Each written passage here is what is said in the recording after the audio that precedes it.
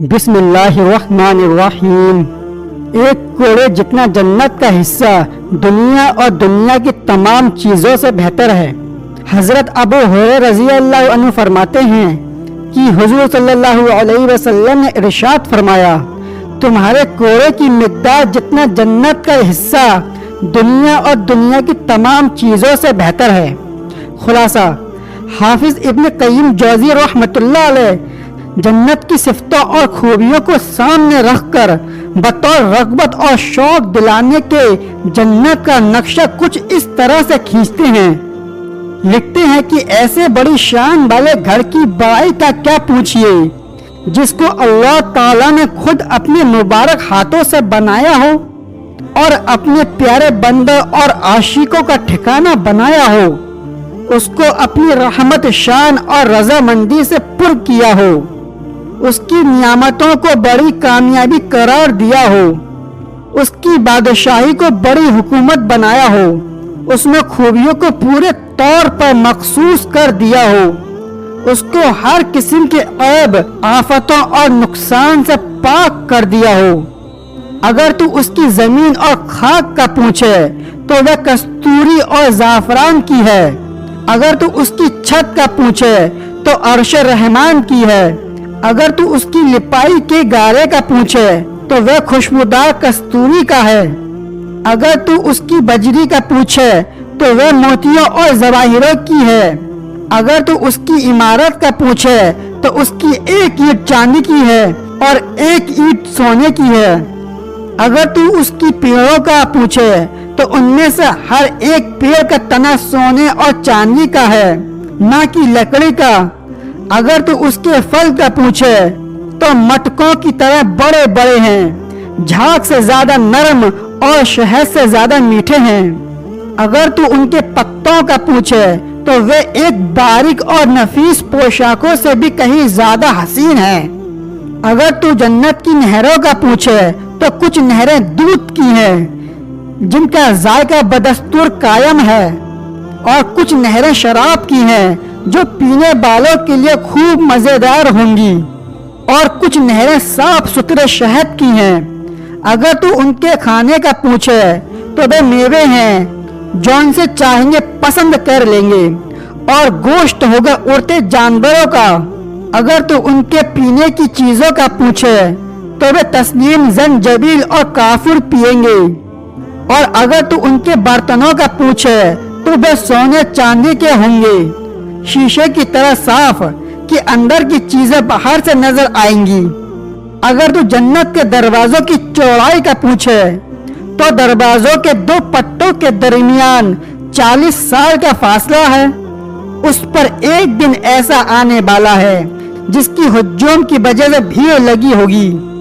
اگر تو جنت کے پیڑوں کی ہوا چلنے کا پوچھے تو وہ اپنے سننے والوں کو مست کر دے گی، اگر تو ان کے سائے کا پوچھے تو ان میں سے ایک ہی پیڑ ایسا ہے کہ بہت تیز گھڑ سوار 100 سال تک اس کے سائے میں چلتا رہے تب بھی اس کو طے نہ کر سکے، اگر تو جنت کی چوڑائی اور کشادگی کا پوچھے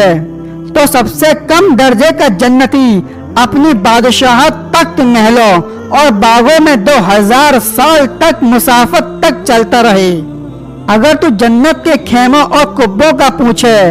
تو ان میں کا ہر ایک خیمہ ایسے کھولدار موتی کا بنا ہوا ہے، تمام خیموں میں مجموعی طور پر اس کی لمبائی 60 میل ہے، اگر تو اس کے بالا خانوں اور کوٹھیوں کا پوچھے تو ایسے بالا خانے ہیں جو ایک دوسرے پر بنائے گئے ہیں اور ان کے نیچے نہریں بہتی ہیں، اگر تو ان کے محلوں کی بلندیوں کا سوال کرے تو نکلنے والے ستاروں کو دیکھ لے، یا آسمان کے کنارے میں غروب ہونے والے ستارے کو دیکھ لے جو مشکل سے نظر آتا ہے، اگر تو جنت والوں کے لباس کو پوچھے تو وہ ریشم اور سونے کا ہوگا، اگر تو اس کے بچھونے کا پوچھے تو ان کا بستر موٹے ریشم کا ہے جو بڑے سلیقے سے بچھایا گیا ہے، اگر تو ان کی مسیریوں کا پوچھے تو وہ ایسے تخت ہیں جن پر سونے کے نگینوں سے شاہی مسیریوں کی چھت بنی ہوئی ہے، نہ تو ان میں کوئی پھٹی ہے نہ سوراخ ہے، اگر تو جنت والوں کی عمر کا پوچھے تو وہ حضرت آدم علیہ السلام کی شکل پر 33 سال کی عمر میں ہوں گے۔ اگر تو جنت والوں کے چہروں کا اور ان کے حسن کا پوچھے تو وہ چاند کی شکل کے ہوں گے۔ اگر تو ان کے گیت کا پوچھے تو ان کی بیویاں حور عین عمدہ آواز میں گائیں گی، اور ان سے زیادہ خوبصورت آواز فرشتوں اور انبیاء کرام علیہ السلام کی ہوگی، اور ان میں سب سے عمدہ اور بلند رب العالمین کے خطاب کا حسن ہوگا۔ اگر تو جنت والوں کی سواریوں کا پوچھے جن پر وہ سوار ہو کر ایک دوسرے کی ملاقات اور زیارت کریں گے تو وہ بہت ہی شان و شوکت اور اعلیٰ درجے کی سواریاں ہوں گی، جن کو اللہ تعالیٰ نے اپنی مرضی سے جس چیز سے چاہا پیدا کیا ہے۔ یہ جنت والے ان پر سوار ہو کر جہاں چاہیں گے جنتوں کی سیر کریں گے۔ اگر تو ان کے زیور اور لباس کی سجاوٹ کا پوچھے تو کنگن تو سونے اور اعلیٰ درجے کے موتیوں کے ہوں گے، اور سروں پر شاہی تاج ہوں گے۔ اگر تو جنت والوں کے خادم کا پوچھے تو وہ ایسے ہمیشہ رہنے والے ایسے لڑکے ہوں گے گویا کہ وہ اپنے حد سے زیادہ حسن و خوبصورتی میں حفاظت سے رکھے ہوئے موتی ہیں۔ اگر تو ان کی دلہنوں اور بیویوں کا حال پوچھے تو وہ نوجوان عورتیں ہوں گی، ہم عمر، جن کے انگوں میں جوانی کی چمک گھومتی ہوگی، گلاب اور سیب جیسے گال ہوں گے، ترتیب سے لگے ہوئے موتیوں کی شکل دانتوں میں سمائی ہوگی، کمر نرم و نازک ہوگی، جب چہرے کا جلوہ دکھائے تو سورج اس کے چہرے کی چمک دمک میں لہلتا ہو، جب مسکرائے تو بجلی اس کے دانتوں سے چمک اٹھے، جب تیرا اس سے حیرانی اور مدہوشی میں سامنا ہو تو دو خوبصورت ستاروں کے مقابلے میں جو جی میں آئے کہہ سکتا ہے۔ جنتی اس جنتی دلہن کے گال کے بیچ میں دیکھے گا جیسے صاف ستھرے آئینے میں کسی چیز کو دیکھا جاتا ہے، گوشت کے اندر سے ہڈی کے اندر کا حصہ بھی نظر آئے گا، نہ تو اس کے سامنے اس کی خال پردہ بنے گی، نہ اس کی ہڈی اور نہ ہی اس کے کپڑے۔ اگر جنت کی یہ عورت زمین پر جھانک لے تو آسمان میں زمین کی فضا خوشبو سے بھر دے، اور تمام مخلوقات کی زبانوں کو کلمہ تکبیر اور تسبیح پکارنے پر بے ساختہ مجبور کر دے، اور اس کی وجہ سے دنیا کے دونوں کنارے سج جائیں، اور اپنے غیر کے دیکھنے سے تمام آنکھوں کو بند کرا دے، اور ہاں سورج کی روشنی کو ایسی ماند، فیکی اور دھندلی کر دے جس طرح سے سورج ستاروں کی روشنی کو فیکا کر دیتا ہے، اور پوری زمین پر بسنے والے سب اللہ تعالیٰ پر ایمان لے آئیں۔ اس کے سر کا دوپٹہ دنیا اور اس کی سب چیزوں سے زیادہ قیمتی ہے،